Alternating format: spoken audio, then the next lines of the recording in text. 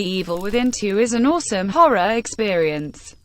The master of the survival horror genre, Shinji Mikami, is back again with his studio, Tango Gameworks, to deliver us a great fucking game. This time around Shinji wasn't at the helm, he was a producer instead of directing the game. But he was involved in making the game. I personally thought that the first game was brilliant. A lot of people liked it, but it did have its flaws. That bordered screen was just insanely bad. But still, it was a great game. A true spiritual successor to the Resident Evil 4. The Evil Within 2 is a great sequel, in my opinion. It fixes the things that were not as polished in the first game, and adds a few new mechanics. The story this time around happens in the virtual city of Union.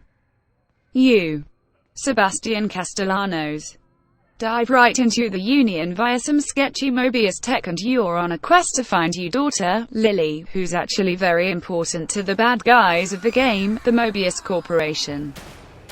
You'll see characters from the previous game, like Kidman, and the plot twist revolving her specifically is actually not bad. Overall, the story is good and coherent, the voice acting does its job pretty much okay. The biggest change is this game from the previous one is that it's not linear, for the most part. Most survival horror games are linear and tightly crafted experiences, but in here you're free to explore the city of Union the way you see fit. There are secrets to explore in Union, extra ammo equipment if you stray away from the main path. Also scattered throughout the world are supplies and crafting materials. Most ammunitions for your guns come from crafting. You can also upgrade your weapons using crafting components. And of course you can upgrade Sebastian's physical skills. Things like faster movement while crouched, more resistance to damage, more health when consuming health items, etc. You upgrade these abilities using green gel, an item you can pick up from fallen enemies. Combat is great in this game. You can strategically aim for the head of the enemy's legs in order to stomp them. You ask, why would I want to stomp an enemy? Well, in order to save ammunition. Because ammo is scarce in this game and you really need to conserve it. One other way to conserve ammo is also to use stealth. Crouch and get behind the enemy and kill him quietly. That also works. Also, it's not a shame to avoid fights, especially in the first few chapters where you don't have a lot of weapons and upgrades. Also, if you're in a pinch you can craft ammo on the go, but crafting it this way uses more materials. Boss fights in this game are actually pretty lame in my opinion. Pretty much they're all bullet sponges and they don't have some sort of a mechanic in order to defeat them. Fights are lame, but the bosses themselves are one of the best I've seen. There's Stefano, who likes to take moving pictures of his victims and considers this art. Then there's Father Theodore, who takes inspiration from the church and wants to cleanse you with fire. And there's Myra, Sebastian's wife, who is overly protective of her daughter, Lily. The philosophy behind these characters is great and they're really fun and interesting. It's a shame the battles with them aren't great as they are.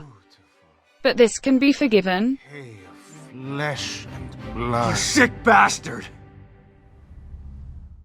Also, I wouldn't exactly call The Evil Within 2 a survival horror game. It certainly has elements of it, but I think it leans more towards action horror. But as a game, it's not bad. It's a very solid experience, and at times a brilliant one. I think this game will last you around 15 hours with a few side quests completed. If you do all the side quests and do some heavy exploration of Union, then you could end up with more than 20 hours worth of gameplay. Graphically speaking, The Evil Within 2 looks good. It uses the STEM engine, which is derived from id Tech. The characters look good, environments are nicely detailed, but there's texture streaming issues. Every time you reload a checkpoint or even load up the game, the first few seconds you gonna notice textures loading in. Nothing game-breaking, but it's there. Also, the game has no game-breaking bugs, at least I haven't encountered them during my playthrough. I did run across a bug in which I couldn't use workbenches. The game simply wouldn't prompt me the X button to access them, but I quickly resolved this by restarting the game. The Evil Within 2 is a good game, although I think the first Evil Within was a better game overall. But Evil Within 2 is also a good game and definitely worth playing. It strays away from horror a bit too much for my taste. The open world concept seems a bit out of place in a game like this, but still I found myself enjoying the shit out of The Evil Within 2.